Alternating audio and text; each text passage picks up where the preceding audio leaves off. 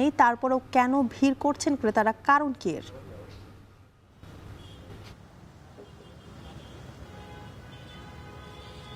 যুথিকা, আমরা এই প্রশ্নেরই উত্তর খোঁজার চেষ্টা করেছি। আমরা যেমন কথা বলেছি ক্রেতাদের সাথে, আমরা কথা বলেছি বিক্রেতাদের সাথে, আমরা কথা বলেছি সংশ্লিষ্ট যে কর্তৃপক্ষ রয়েছে অর্থাৎ বাংলাদেশ পেট্রোলিয়াম কর্পোরেশন এবং সংশ্লিষ্ট মন্ত্রণালয়ে যারা দায়িত্ব রয়েছেন সবার সাথে।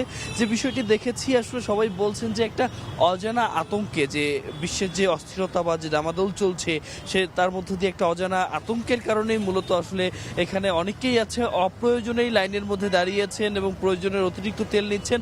এজন্যই মূলত একটু ভিড় দেখা যাচ্ছে এবং এর ফলে যে লম্বা সারিটি আপনি দেখতে পাচ্ছেন এটি শুরু হয়েছে এই শাহবাগের পরিবাগ এলাকা থেকে হাতিরপুর পর্যন্ত। এটি কাঁটাবন অব্দিও চলে গিয়েছিল গতকালকে এবং আজকেও যখন আমরা ভোরে এসেছি তখনও দেখেছি কিন্তু লম্বা সারি। এবং প্রত্যেকটি চালক যারা রয়েছেন তাদের সাথে আমরা কথা বলেছি, সবাই আমাদেরকে বলেছেন প্রত্যেকজন চালক কমপক্ষে এখানে 3 থেকে 4 ঘন্টা করে লাইনে দাঁড়িয়ে তারা আসলে তেল সংগ্রহ করছেন এবং এটা নির্ঘুম রাত দেখেছি আমরা।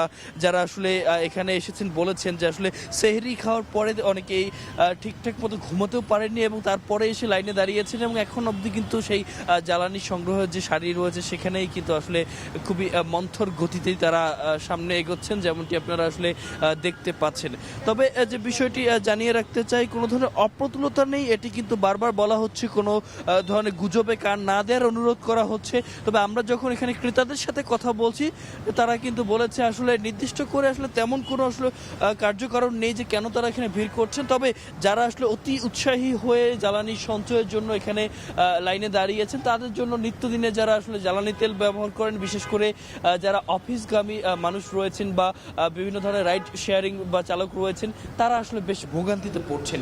তো যুথিকা, এই ছিল আমার এখান থেকে সর্বশেষ। শাহবাগ থেকে যুক্ত ছিলেন